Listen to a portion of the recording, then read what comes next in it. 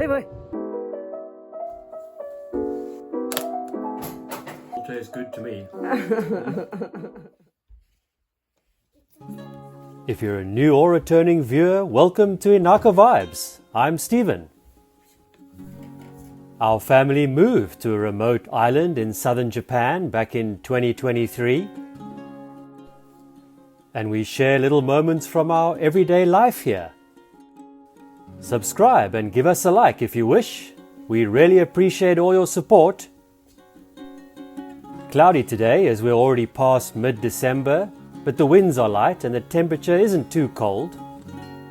So whenever they get the chance, our honeybees are still out there hard at work.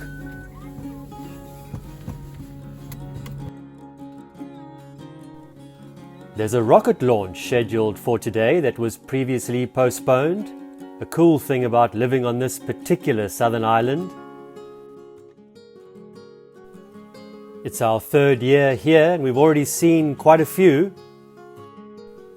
The very first time we made the effort to go somewhere with a really good view. We've gotten a bit more relaxed about it these days.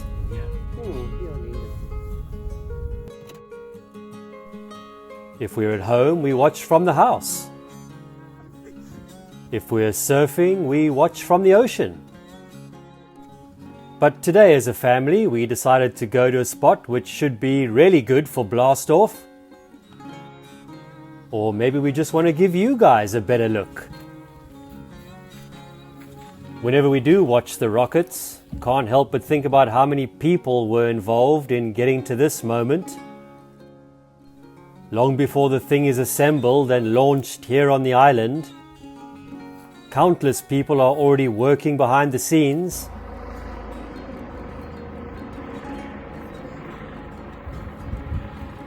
The technology itself and the incredible power of the rocket as it rises. It's a pretty impressive operation. Liftoff time. Okay, we're a bit late, but let's hope for the best. Nope, not today. Sorry about that, folks. Seems there was a last-minute issue, so no rockets today, I'm afraid. Disappointing for those who came all the way to the island just for today. But delays and last-minute aborts are quite common with rocket launches. Probably a good thing any glitches are spotted before blast-off. Maybe we'll go next time, for all our lovely viewers too.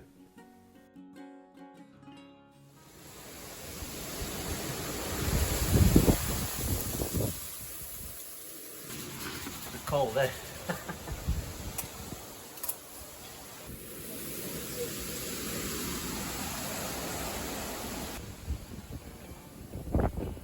Some days are still warm, but cold ones are becoming more frequent.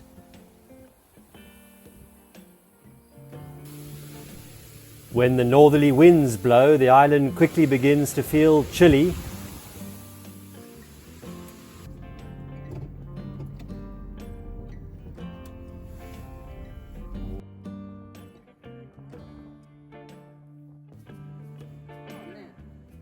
Lots of seasonal foods on display at the local market.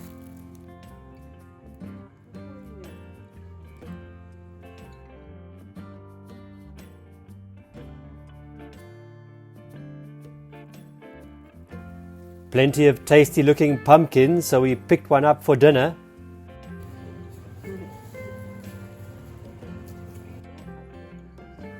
Our daughter Mia, of course, had her eye on the sweets.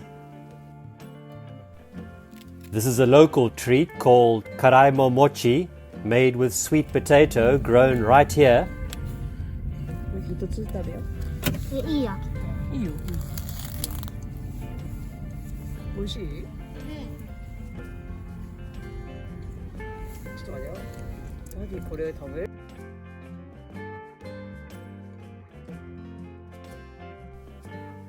Being surfers, we're always checking the ocean when we have the chance. The decent waves I saw earlier in the morning were sadly no more.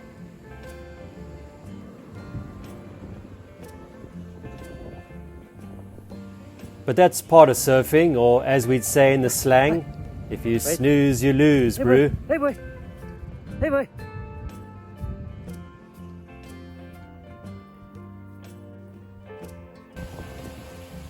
What you found there, boy?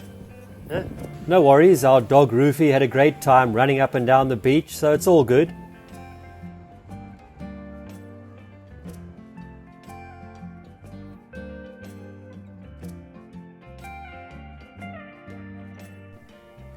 The winter solstice is just around the corner.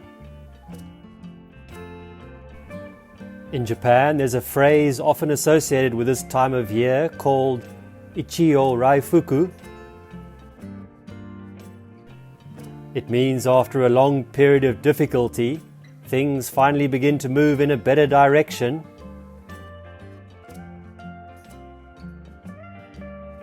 The winter solstice marks the moment when darkness reaches its peak and slowly begins to turn back toward the light. It's the turning point when the power of the sun starts to return. Even when it's hidden from view, it's always there somewhere.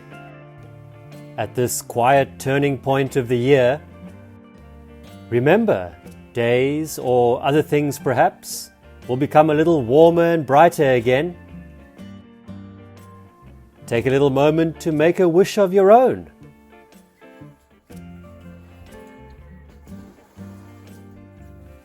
Some nights are getting a bit chilly for us now, so we decided to fire up our kerosene heater for the first time this winter. A kotatsu and a kerosene heater on a southern Japanese island of all places? Many people might find that a little surprising or amusing depending on where you live. Thanks for the kotatsu comments last week, guys.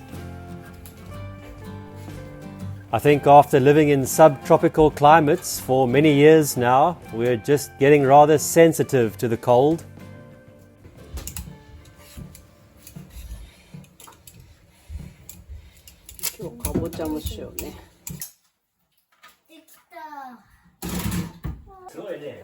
First time we've had this on there.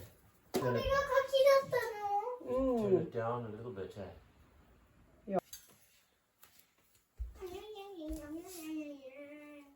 Rufy's going to be interested as well when he comes in. In Japan, there's a tradition of eating foods whose names contain the sound N on the winter solstice. Pumpkin, known as kabocha or nanking, is one of the more well-known examples.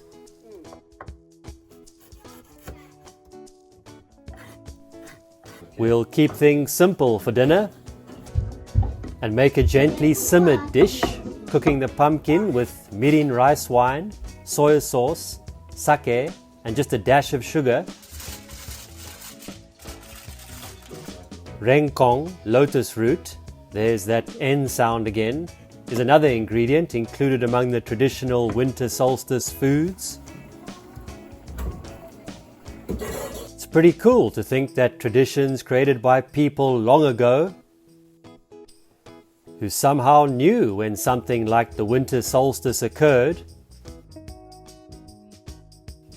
are still part of our everyday lives. Even these small, simple customs, which I'm sure have similarities in many places, carry the wisdom of those who learnt how to endure harsh winters and a deep appreciation for the changing seasons. Ready to enjoy?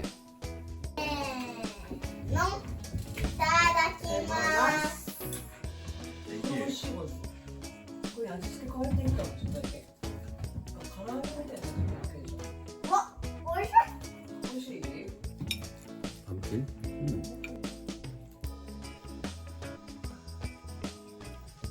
Okay.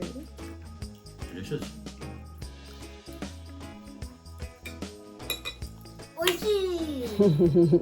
レンコン Thanks as always for spending some of your time with us. If you enjoyed the show, we'd love to hear from you in the comments. It all tastes good to me. And if you haven't already, give us a like and subscribe if you wish. Your support really does help our small channel grow.